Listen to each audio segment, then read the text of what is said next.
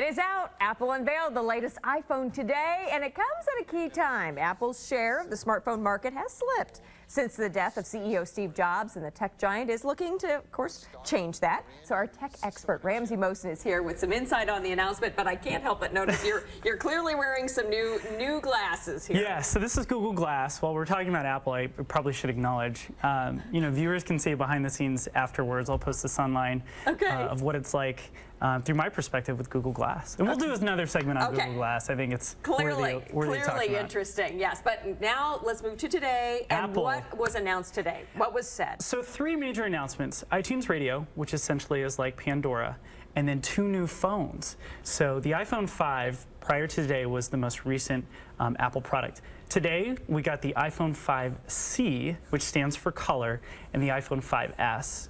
So let's break down what each of these phones are. Because we remember the 4S, but we never have seen a 4C before, right? Yeah, the iPhone 5C is a new variant that Apple has got. So essentially the C stands for color. It's basically the iPhone 5 in different colors. So they put a plastic back to it. Everybody puts covers on their phones anyway, so why does this matter? You know, that's a good point.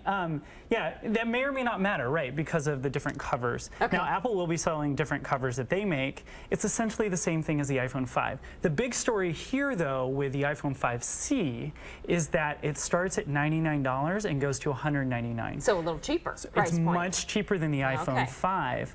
So that was intentional. They're wanting to get more people on the newer hardware at a cheaper price. But then they also introduced the iPhone 5S. So this was the big announcement that everybody was waiting for. And this says more of the hardware updates. This is more of the hardware updates.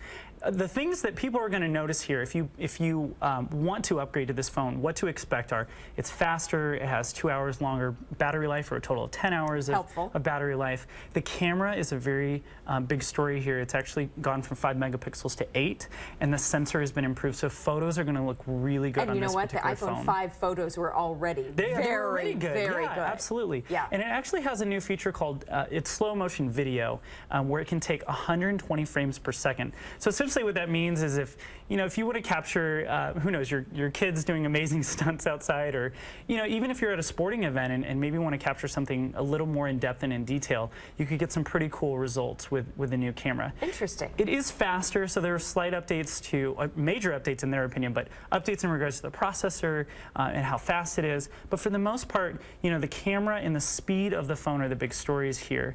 Now, one thing that everybody's going to get is called iOS 7. It's the new operating system, and actually that comes out later this month.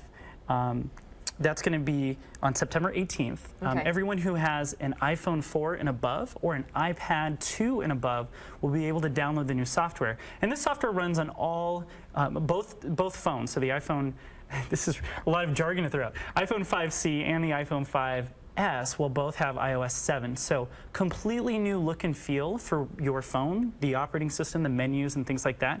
That's coming out later this month, and that's free. But in terms of release dates for both when will these new phones, things? So September 13th is when you can pre-order it online.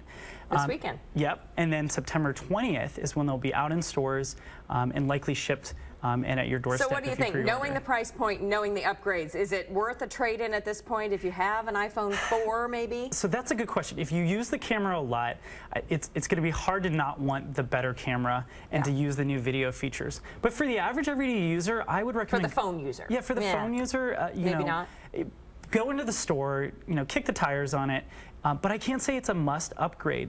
Until you see sort of the speed of the phone and how fast it operates, it may not be needed. And the iPhone 5C may be just sufficient if you're upgrading from the 4 or the 4S and you just want something a little more cheaper and affordable. Yeah.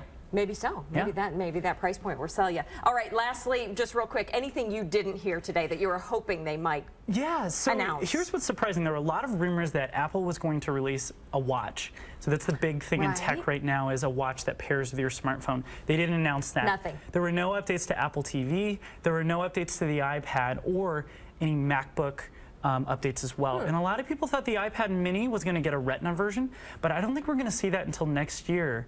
There is a slight chance that maybe during the holiday season that they make updates to your iPad, because that's the next natural progression that we'll see. iPad Retina and the mini iPad Retina. But surprisingly, it was all iPhone today. All right. Ramsey Mohsen, thank you so much for stopping by. Thanks for having me.